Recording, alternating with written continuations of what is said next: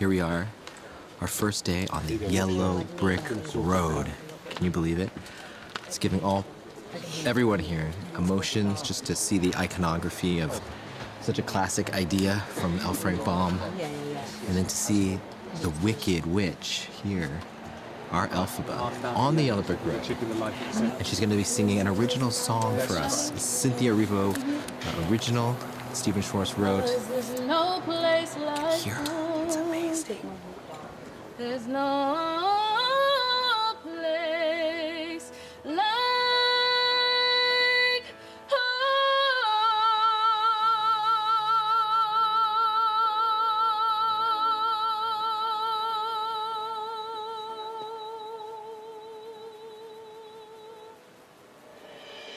No Place Like Home.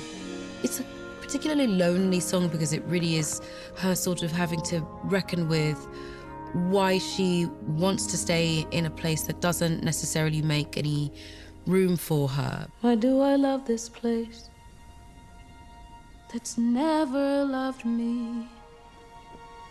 But for some reason, she sort of believes in the place, and she believes that she has a place there until she has to let it go. Wanting to,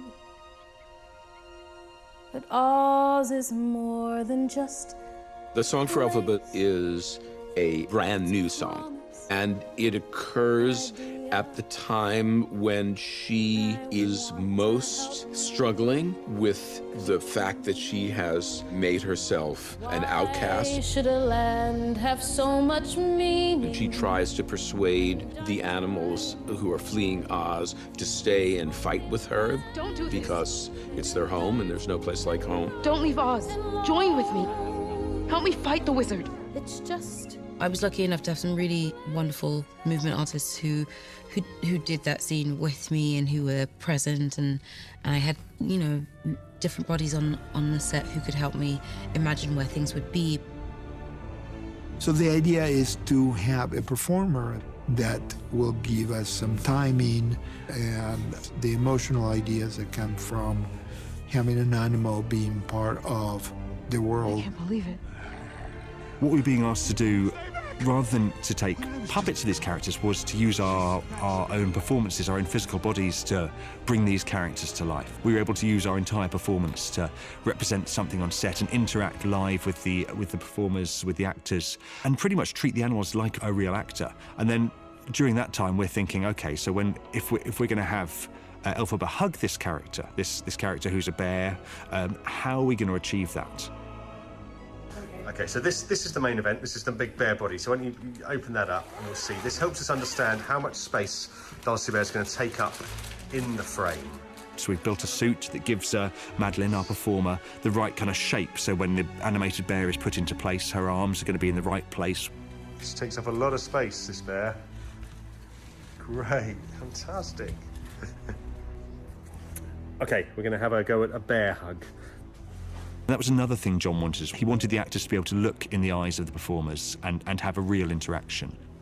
And so that then led all of our R&D and research from that point on was about having our actors doing the animal research and putting that into their own bodies. Awesome. And that's when the creatures are the best, when you actually can see that there is somebody behind the creature's eyes.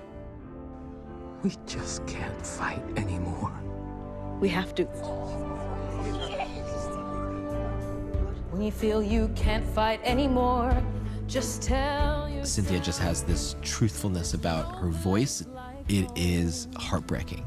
To see this girl who's had so much confidence all along the way, to see her that vulnerable, I think, sets up a lot of stuff for us. She told John how she wanted to play it, and John said, whatever you would like to do, we will set up the shots around that. And that came across in her vocal. It had such huge dynamic range. Way or go, it's them we'll be defeating if we Walking along and singing at the top of your voice all day for 10 hours, which is what Cynthia did, is an incredible achievement physically. And Cynthia never once said, I need to take a moment. And she did it for 2 days non-stop.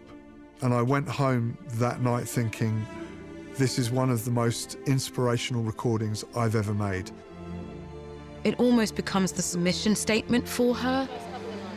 It's the way she tries to express what she feels for those she's fighting for. Ours belongs to you too.